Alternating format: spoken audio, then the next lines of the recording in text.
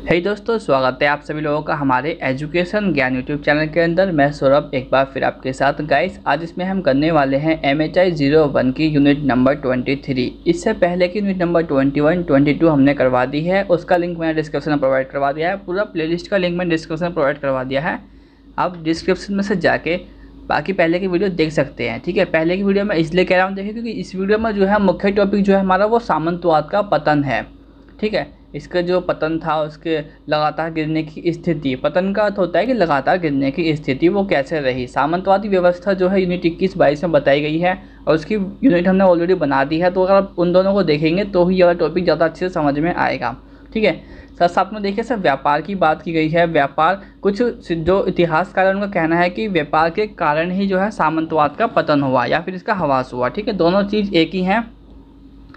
तो ये कुछ इतिहासकारों का कहना है। तो कुल मिला के इसमें बात यह आती है कि दोनों ही तरह के इसमें हमें इतिहासकार देखने को मिलते हैं। इसमें ऐसे भी इतिहासकार हैं जो व्यापार को कहते हैं, ऐसे भी इतिहासकार हैं जो अलग चीज़ों को इसमें दर्शाते हैं।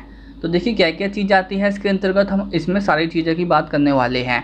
14वीं शताब्दी की बात है ये। 14वीं शताब्दी में जो है सामंतवाद का धीरे धीरे पतन होने लगा। उससे पहले वैसे जो है सामंतवादी व्यवस्था 2 चरण में बांटी गई थी, 11वीं से लेके 9वीं शताब्दी से लेकर 11वीं शताब्दी तक, और दूसरा आता है हमारा 11वीं शताब्दी से लेकर 14वीं शताब्दी तक। ठीक है, लेकिन 14वीं शताब्दी के बाद जो है सामंतवाद का धीरे धीरे हमें पतन देखने को मिलता है। तथा ये जो है यूरोप की व्यवस्था थी, यूरोप में होने वाली ये व्यवस्था थी, सामंतवादी व्यवस्था, ये यूरोप में रही थी। ठीक है, लेकिन उसके बाद में जो है 14वीं शताब्दी से बाद में यह व्यवस्था वहाँ से लुप्त होती गई या फिर लुप्त होने लगी। कुछ विद्वानों का कहना है कि वहाँ पे 14वीं शताब्दी के बाद शहरों का उदय हुआ, जिसकी वजह से सामंतवाद का पतन इसका मुख्य कारण बना। इसलिए वो उसको जो है सामंतवाद के पतन को जो है एक तो शहरों का उदय मुख्य कारण मानते हैं। साथ साथ में उनका कहना है कि जैसे जैसे शहरों का उदय हुआ, यहाँ पे कुछ चीज़ें और हमें डेवलप देखने को मिलता है। जैसे प्रौद्योगिकी का स्थान ज़्यादा हुआ, साथ साथ में कृषि उत्पादकता भी ज़्यादा विस्तार से होती है और यहाँ पे कम भी बताई जा सकती है। लेकिन जनसंख्या में बदलाव जरूर हुआ, जनसंख्या में यहाँ पे हमें वृद्धि देखने को मिलती है, जिससे खाने पीने की चीज़ों में दिक्कत आई होगी। इस तरह से यहाँ पे कुछ विद्वानों ने और कहा है। साथ साथ ही कुछ ऐसे मुद्दे हैं जिन्हें सामंतवाद के पतन का कारण माना जाता है। ये कुछ मुद्दे उन टॉपिक में से दिए गए हैं। ठीक है, तो इनको भी उसका पतन का कारण माना जाता है। ऐसे देखिए कुछ इतिहासकार हैं जो कि काफ़ी ज़्यादा इसमें इंपॉर्टेंट है, जैसे हेनरी। ठीक है, हेनरी पिरेन नाम है इनका पूरा। दूसरे आते हैं गी बुआ। ठीक है, गी बुआ। तीसरे आते हैं मार्क विलोग और चौथे आते हैं जॉर्ज डूबी। इसमें देखिए सबसे जो मोस्ट इम्पोर्टेंट है हमारे वो आते हैं हेनरी, साथ साथ में मार्क विलोग और जॉर्ज डूबी। ठीक है, और हाँ, अगर आपको इसका डिस्क्रिप्शन आपको उसके नोट्स चाहिए तो नीचे डिस्क्रिप्शन में मैंने लिंक प्रोवाइड करवा दिया है ब्लॉग का, आप वहाँ से जाके ब्लॉग से भी इनको नोट कर सकते हैं। ठीक है, यहाँ बात की गई है भूमध्य सागरीय क्षेत्र में होने वाले व्यापार की। जो भूमध्य सागरीय क्षेत्र में व्यापार होता था वो उसने जो है यूरोपीय सभ्यता को शिखर पर पहुँचा दिया था। इससे क्या हुआ कि आर्थिक, सामाजिक और सांस्कृतिक चीज़ों का आदान प्रदान हुआ। यानी कि यहाँ पे हमें काफ़ी ज़्यादा डेवलपमेंट पहले देखने को मिलती है, लेकिन बाद में जो है व्यापार के समाप्त होने से, क्योंकि यहाँ पे जब व्यापार ही यहाँ पे समाप्त हो गया तो जाहिर सी बात है कि जो विचारों का आदान प्रदान था वो भी साथ साथ में समाप्त हो गया। 11वीं शताब्दी के बाद जो है यहाँ पे व्यापार हमें फिर से देखने को मिलता है और यहाँ पे कहा गया है कि यही सामंतवाद के अंत का जो है प्रारंभ था, यानी कि इसके अंत की शुरुआत यहीं से हमें देखने को मिलती है। ऐसे ही यहाँ पे आपने एक जाने माने व्यक्ति का नाम सुना होगा, मार्क्सवाद का। मार्क्सवाद ने जो है अपनी पुस्तक में सामंतवाद के पतन पर जो है अपने विचार रखे थे। इनकी पुस्तक का नाम था studies in the development of capitalism.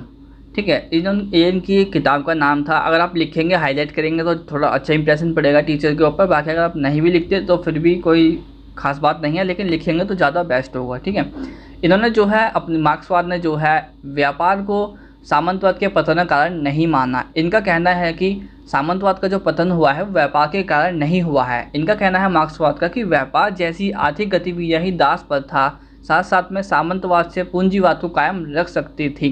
दास प्रथा क्या है ये हमने पढ़ी है यूरोप में। दास प्रथा जिसमें क्या होता था कि खेतों पर जो है दासों से काम कराया जाता था और ये साथ साथ में दास खरीदे और बेचे भी जाते थे। यूरोप की बात की जा रही है यहाँ पे। ठीक है, तो मार्क्सवाद का कहना है कि व्यापार की वजह से सामंतवाद का पतन नहीं हुआ है। इनका कहना है कि वहीं अंदरूनी संकट को ये जिम्मेदार मानते हैं, जो कि शायद हमें नहीं पता या फिर उसे हम खोजने की कोशिश कर रहे हैं। सामंतवाद के पतन में जो है धर्म योद्धाओं की भूमिका महत्वपूर्ण रही थी। उन्होंने जो है अरबों को यूरोप से भगाकर अपने क्षेत्र में धकेल दिया था, जिससे क्या होता है कि जिससे धर्म योद्धा अब व्यापारी बन गए तथा वस्तुओं को यूरोप के अभिजातीय वर्ग को ऊंची कीमत पर बेचते थे। अभिजातीय वर्ग यूरोप का एक ऐसा वर्ग था जो कि ज़्यादा अमीर था, समाज में जिसकी ज़्यादा चलती थी। ठीक है, इसने बाकी सब वर्गों का खून भी चूसा है। ठीक है, हम साफ तौर पे कह सकते हैं। तो अभिजातीय वर्ग को जो है ये काफ़ी ऊंची कीमत पर वस्तुओं को बेचते थे। कौन से? जो कि धर्म योद्धा व्यापारी थे, वो जो है यूरोप के अभिजातीय वर्ग को सामान ऊंची कीमत पर बेचने लगे। अब जो है यह अपनी आमदनी ज़्यादा करने के लिए किसानों का शोषण करने लगे। कौन? अभिजातीय वर्ग। अभिजातीय वर्ग या फिर अभिजात वर्ग। ठीक है, अभिजात वर्ग के पास जो इनकम का सोर्स आता था वो सबसे ज़्यादा कृषि के वजह से ही आता था।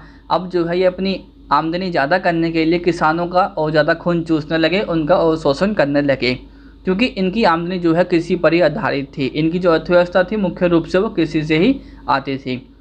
हेनरी ने जो है सामंतवाद के पतन में व्यापार के प्रसार व शहरी केंद्रों के उदय को जिम्मेदार माना। हेनरी का कहना है कि जो शहरीकरण जो हुआ, यानी कि जो शहर का उदय होता है, वो इसके लिए जिम्मेदार है। ठीक है, देखिए इसमें क्या है कि सामंतवाद के पतन में अलग अलग विचार दिए गए हैं अलग अलग इतिहासकारों के द्वारा। हो सकता है हमें सारे भी लिखने पड़े, नहीं हम कुछ भी लिख सकते हैं, मतलब कम भी लिख सकते हैं। तो देखिए हेनरी जो है इस जो शहरीकरण का उदय या फिर इसके पतन की जो प्रक्रिया है, इसे वह जो है ग्रैंड ट्रेड कहते थे, जिससे सभ्यता की जो है प्रगति रुक जाती है। यहाँ पर जो है हमें वर्ग संघर्ष देखने को मिलता है। जैसे कि हम अभिजातीय वर्ग की बात कर रहे हैं, वो भी तो एक वर्ग ही है। ठीक है, वर्ग संघर्ष हमें देखने को यहाँ पे मिलता है। एक विचारक वो है इतिहासकार, जिनका नाम है डॉब। ये इतिहासकार के एक विचारक हैं, ठीक है, जो कि मार्क्सवादी विचारधारा से ये मानते हैं, यानी कि मार्क्सवादी विचारक ये हैं। ठीक है, इनका कहना है कि इन जैसे विचारक के लिए जो है कृषि दास प्रथा सामंतवाद का प्रमुख लक्षण है। इनका कहना है कि जो कृषि दास प्रथा थी वो सामंतवाद का प्रमुख लक्षण है। 11वीं शताब्दी में जो है धर्म योद्धाओं ने अरबों को यूरोप से भगाकर उनको जो है अपने क्षेत्र में धकेल दिया। इस चीज़ से क्या हुआ कि यहाँ पे देखिए, इससे होने के बाद यहाँ पे हमें कुछ चीज़ें ऐसी और आती हैं हमारे सामने, ऐशोराम भी कुछ वस्तुएं हमारे सामने और आती हैं, जैसे इत्र का इस्तेमाल। यहाँ पे इत्र का प्रयोग पहली बार हुआ, साथ साथ में रेशम और मसाले संपर्क में आए। ये अभी नई ही चीज़ थी, अभी तक अब से पहले मार्केट में नहीं थी। शहरों का उदय होने से भूखे मर रहे किसानों को उत्पादन की प्रक्रिया में रोजगार का एक विकल्प मिल गया। अब इससे क्या हुआ, देखिए शहर का जो उदय हुआ उसकी वजह से किसानों के ऊपर काफ़ी प्रभाव पड़ा। अब रोजगार ना मिलने की वजह से मतलब लोग जो है किसान, एक तो किसानों का शोषण वैसे ही किया जा रहा था, लेकिन शहरों में भी ये सारी चीज़ें डेवलप होती जा रही थी धीमे धीमे, जिस वजह से किसान को और ज़्यादा दिक्कत हो रही थी। इस चीज़ से जो है किसान अपना पीछे छुड़वाने के लिए शहर की तरफ भागने लगे। किसानों को शहरों की तरफ भागना पड़ा ताकि वो इस व्यवस्था से, इन चीज़ों से अपना पीछे छुड़ा सके। ये जो है तथा इसी को हम वर्ग संघर्ष कहते हैं। ठीक है, तथा ये वर्ग संघर्ष का ही एक रूप था, और ये वर्ग संघर्ष जो है 3 तरफा था। ये वर्ग संघर्ष 3 तरह बांटा गया था। इस वर्ग संघर्ष में एक तरफ जो है अधिपति, कृषि और दासों के बीच की व्यवस्था थी, तथा दूसरी तरफ था यहाँ पे अधिपति का वर्ग, और तीसरी तरफ था यहाँ पे शहरी बुर्जुआ का वर्ग, यानी कि वो शहर की तरफ था उनका वर्ग। और शहरी बुर्जुआ वर्ग मतलब वो था शहर में जो अमीर वर्ग था, ठीक है, जिसका वर्चस्व ज़्यादा रहता था। इनके बीच में जो है देहातों से गरीब किसानों के पलायन से अधिपति अपने आप को लाचार महसूस करने लगे। इस प्रकार जो है क्या हुआ कि सामंतवाद ढह गया। सामंतवाद के पतन में व्यापार की भूमिका एक ऐसा मुद्दा है जो कि बहस का मुद्दा रहा है, और इस पर आज भी बहस चल रही है। ऐसा भी हो सकता है कि कोई नया इतिहासकार या फिर कोई दूसरा इतिहासकार आगे आए और वो इस व्यवस्था को या फिर इस चीज़ को गलत भी साबित कर दे। ठीक है, तो इसलिए इसमें हम बिल्कुल स्पष्ट नहीं कह सकते। और आपको पता ही है कि इतिहास जो है हम थोड़े अलग तरीके से देखते हैं इसको। इसमें ज़्यादातर अनुमान या फिर तथ्य के आधार पर इसको हम देख सकते हैं। ठीक है, साथ साथ में जो है डॉब, हिल्टन व अन्य विद्वान जो है सामंतवाद के पतन में एक ही बात कहते हैं। ये कुछ ऐसे इतिहासकार हैं जो कि एक ही बात सामने रखते हैं। इनका कहना है कि शहर की प्रमुख भूमिका को ये मानते हैं। किसमें? सामंतवाद के पतन में शहर की भूमिका को ये प्रमुख मानते हैं, तथा शहरी सामंती व्यवस्था का अंग नहीं था। ये काफ़ी सारे ही इतिहासकारों का कहना है। अगर इसमें हम श्रम की उत्पादकता की बात करें तो देखिए 5वीं शताब्दी से लेकर 9वीं शताब्दी के बीच का जो समय है उसको हम आरंभिक मध्यकाल कहते हैं। ठीक है, इस समय जो है दक्षिण यूरोप और भूमध्य सागर के आसपास के क्षेत्र जहाँ पे सूर्य की रोशनी ज़्यादा पड़ती थी, इस वजह से क्या था कि यहाँ का इलाका जो है थोड़ा उपजाऊ इलाका था। यहाँ पे फल सब्जी जो भी चीज़ उगाई जाती थी वो काफ़ी ज़्यादा अच्छे तरीके से यहाँ पे उगती थी। अगर यहाँ पे हम फसल की बात करें गेहूँ वगैरह की, तो यहाँ पे 10 किलो बीज बोने पर ज़्यादा से ज़्यादा 25 किलो अनाज हम प्राप्त कर सकते थे। इसमें से भी 10 किलो हमें अगले साल की फसल के बुआई के लिए रखना पड़ता था। उपयोग के लिए केवल 15% ही बचता था। क्यों? क्योंकि यहाँ पे एक चीज़ और थी कि यहाँ पे नए हल नहीं थे, यहाँ पे खुरचन हल ही थे जो सिर्फ मट्टी की जो है ऊपर की सतह को ही खुरच सकते थे। लेकिन फिर भी बाकी जगह की बजाय ये वाली जगह थोड़ी ज़्यादा अच्छी थी। ठीक है, लेकिन फिर भी यहाँ पे कुछ खामियां हमें देखने को मिलती है कि यहाँ पे जो हल थे वो अच्छे तरीके का नहीं थे। ठीक है, मिट्टी के जो नीचे की सतह थी वो काफ़ी हद तक कैड़ी रह जाती थी, सख्त रह जाती थी। यहाँ पे गाइस आपको ये बताया जा रहा है कि किस तरीके से मतलब कि कृषि की दिक्कत हुई, खाने पीने की दिक्कत हुई, इसलिए यहाँ पे सामंतवाद का पतन इसको भी एक माना जाता है। अब यहाँ पे क्या हुआ कि बड़े बड़े खेतों में फसल लगानी पड़ती थी और श्रम भी काफ़ी करना पड़ता था। दूसरी तरफ कहता है कि सूरज की रोशनी भी सिर्फ साल के 12 महीने में से यहाँ पे सिर्फ 4 महीने ही आती थी और कुछ ज़्यादा नहीं तो यहाँ पे 4 महीने की खेती में इतना काम पूरा करना होता था कि वो पूरे साल भर के लिए चल जाए। इससे क्या हुआ कि श्रमिकों की मांग ज़्यादा लगती थी क्योंकि इनको खेती ज़्यादा करनी पड़ती थी इस वजह से, क्योंकि यहाँ पर सिर्फ 4 महीने ही हम खेती अच्छे से कर सकते थे और इसकी आपूर्ति को लेकर जो है हमेशा ही और सामाजिक स्तर का तनाव बना रहता है। इस वजह से यहाँ पे कुछ इतिहासकार कहते हैं कि यहाँ पे ये चीज़ रही होगी कृषि वाली। ऐसे ही कुछ समय बाद यहाँ पे जो है प्रौद्योगिकी का विकास हुआ। इसमें क्या हुआ, प्रौद्योगिकी विकास होने की वजह से भारी हल हमारे सामने आते हैं। 2 खेत व्यवस्था के स्थान पर 3 खेती व्यवस्था अब शुरू हो गई। बारी बारी फसल रोपना यहाँ पे स्टार्ट किया गया तथा हमारे सामने कुछ नई फसलें और आती हैं जैसे मटर हो गई या फिर बीन्स। ठीक है, आदि ये चीज़ें हमारे सम्मुख आई।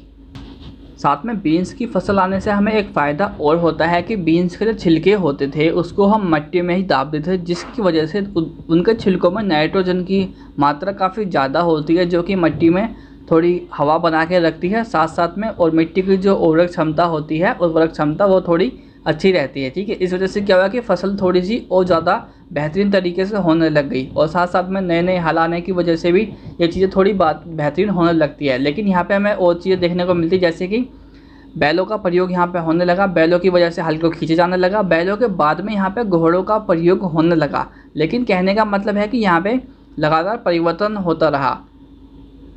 इतनी सारी चीज़ डेवलप होने के बाद अब यहाँ पे हम 10 किलो बीज अगर लगाते थे तो उसमें अब 15 किलो की बजाय 30 किलो अनाज यहाँ पे अधिशेष उपभोग के लिए बच पाता था। ठीक है, यहाँ पे 30 किलो यानी कि इसका अनुपात 1.4 हो गया, जो कि अनुपात 1.25 था। ठीक है, वो 1.4 हो गया। यहाँ पे पहले हम देखते थे कि 10 किलो अनाज पे 25 किलो अनाज उग पाता था, अब यहाँ पे 10 किलो पे 30 किलो होता था, यानी कि इस चीज़ में वृद्धि हुई। देखिए, सामंतवाद में अगर हम अन्य पतन के विचार की बात करें कि और क्या विचार थे जिसकी वजह से सामंतवाद का पतन हो सकता है या फिर हुआ होगा, तो ऐसे ही ड्यूबी एक इतिहासकार है, इन्होंने अपनी बात जो है सबसे अलग तरीके से कही है। ड्यूबी ने जो है पश्चिमी यूरोप में मध्यकाल के दौरान श्रम में भूमि के क्षेत्र में आंतरिक विकास की ओर ध्यान दिया। इनका कहना है कि जो आंतरिक विकास था उसको नज़रअंदाज नहीं करना चाहिए, उनके ऊपर भी ध्यान देना चाहिए और साथ में इस युग के परिवर्तन पर इन्होंने प्रकाश डाला। ड्यूबी ने जो है ग्रामीण समाज को पूरी तरह बदल दिया, यानी कि इसने जो है ग्रामीण समाज को पूरे अच्छे तरीके से देखा ड्यूबी ने, और साथ में इन्होंने बताया कि परिवर्तन के कारण ही कृषक वर्ग के भीतर जो है आपसी अंतर बढ़ता जा रहा था, क्योंकि ये चीज़ें चेंजिंग होती जा रही थी, जिससे क्या हुआ कि कृषक वर्ग जो था उनके अंदर भी काफ़ी अंतर बढ़ता जा रहा था। दूसरी ओर जो है अधिपति वर्ग में विभेद पैदा हो रहा था, अधिपति वर्ग के अंदर भी हमें दूसरी तरफ विभेद देखने को मिल रहा था।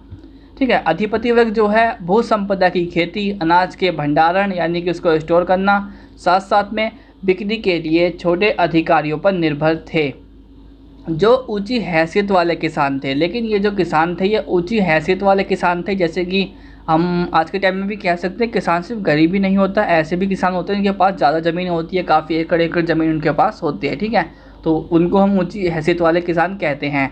किसानों से जो है वसूल किया गया सारा अनाज बेचकर प्राप्त जो भी धनराशि इनको मिलती थी वो अधिपति को नहीं देते थे, तथा उसमें से बीच में ही कुछ धनराशि या फिर गेहूँ चावल जो भी था फसल को यानी कि हड़प जाते थे।